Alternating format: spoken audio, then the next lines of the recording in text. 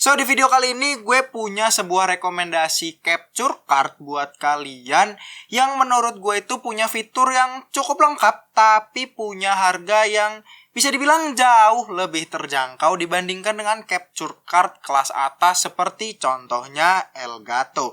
Jadi bisa dibilang capture card ini adalah alternatif bagi kalian yang masih memiliki budget terbatas untuk memiliki capture card. Kira-kira gimana? Yuk kita intro dulu.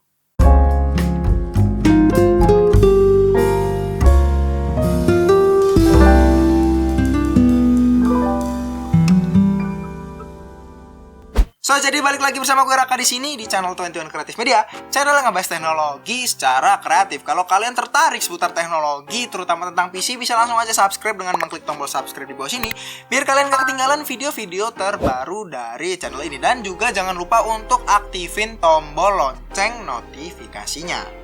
Oke, jadi langsung aja seperti yang udah gue bilangin di awal tadi, kalau di video ini gue punya sebuah rekomendasi capture card yang menurut gue itu punya fitur yang cukup lengkap tapi dengan range harga yang bisa dibilang sangat terjangkau untuk sebuah capture card. Tapi buat kalian yang mungkin belum tahu apa itu capture card ataupun fungsinya ya, jadi sesuai dengan namanya, capture card ini adalah sebuah device yang fungsinya untuk mengcapture ataupun merekam melalui HDMI. Jadi capture card ini akan merekam semuanya melalui HDMI, baik itu sumbernya dari PC kalian, laptop, kamera, PS, Xbox kalian, dan lain-lain yang mendukung output berupa HDMI. Oke, kalau gitu kita langsung aja menuju ke capture card yang sekarang udah ada di depan gue sekarang ini. Jadi kalau kita lihat dari tampilannya, capture card dari G5 Red JVA02 ini memiliki ukuran yang sangat compact ya. Ini kecil banget, bisa digenggam pakai tangan kayak gini. Nih. Tapi walaupun ini ukurannya cuma sekecil ini, capture card ini memiliki kemampuan yang cukup lumayan ya menurut gua, karena capture card ini sudah mendukung resolusi 1080p dengan frame rate 60 fps, yang dimana itu sudah cukup ya menurut gua untuk memanjakan mata.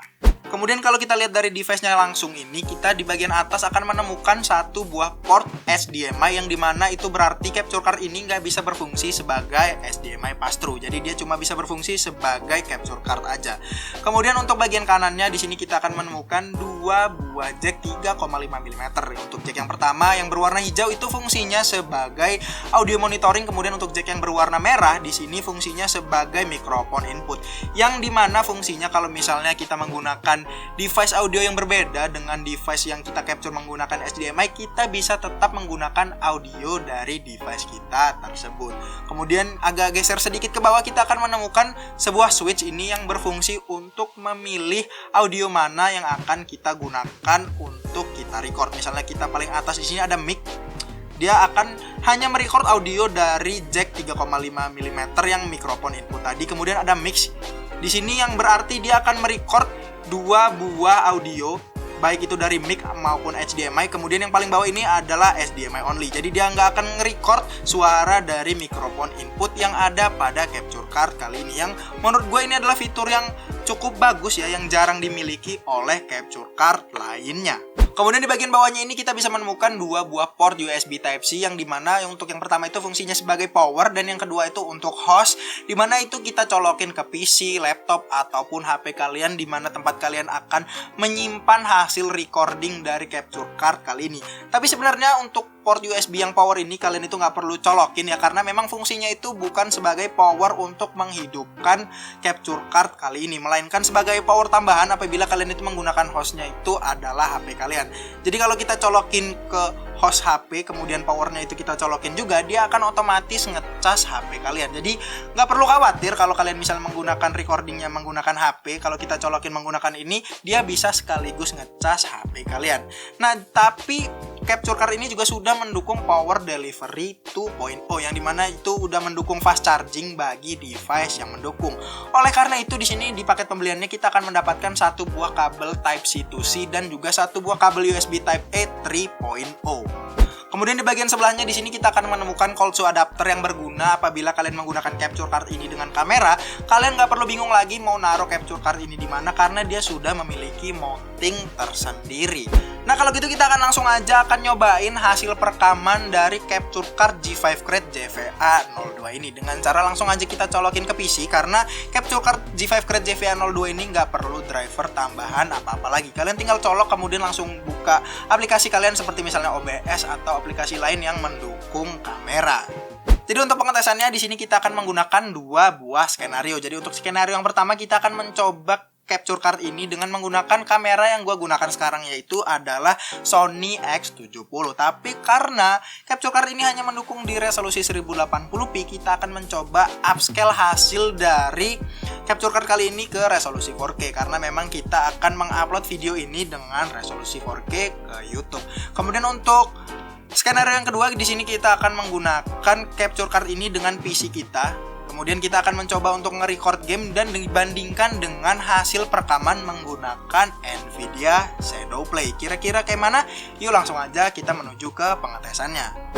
Ya, jadi ini adalah hasil perekaman menggunakan capture card dari G5 Crate JVA02 yang gue langsung pasangin ke kamera yang biasanya gue pakai dari Sony PXWX70, dan ini bisa kita lihat hasilnya ini udah cukup lumayan ya karena resolusinya sendiri udah ada di 1080p, tapi kali ini gue nge-recordnya hanya di 30 fps ya, nggak di 60 fps. Bisa kita lihat dari hasilnya nih, bisa dinilai sendiri ya. Menurut gue sih hasilnya ini agak sedikit kurang kontras dan juga saturasinya agak sedikit diturunin ya kayaknya. Tapi ya itu dia kelemahan dari capture card kali ini ya. Kontras dan saturasinya nggak setajam dari kameranya langsung.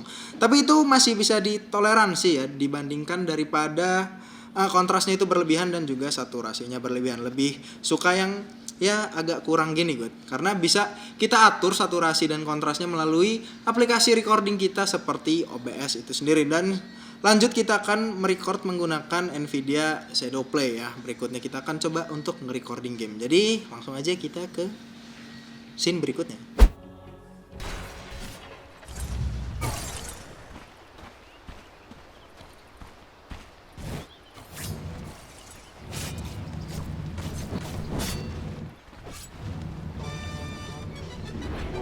Got it. What a bounty!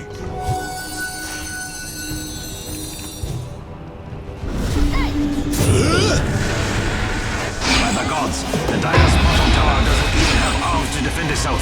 What a brave tower. Nothing. All lives must end.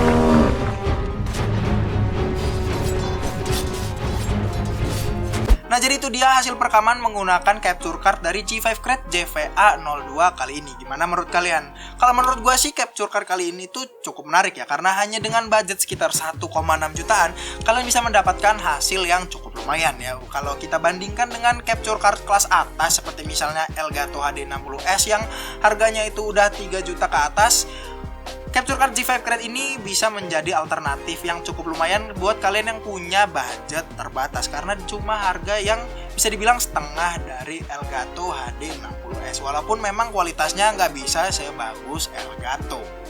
Jadi buat kalian yang mungkin tertarik untuk memiliki capture card dari G5 Crate JVA02 kali ini, link pembeliannya akan gue taruh di kolom deskripsi di bawah.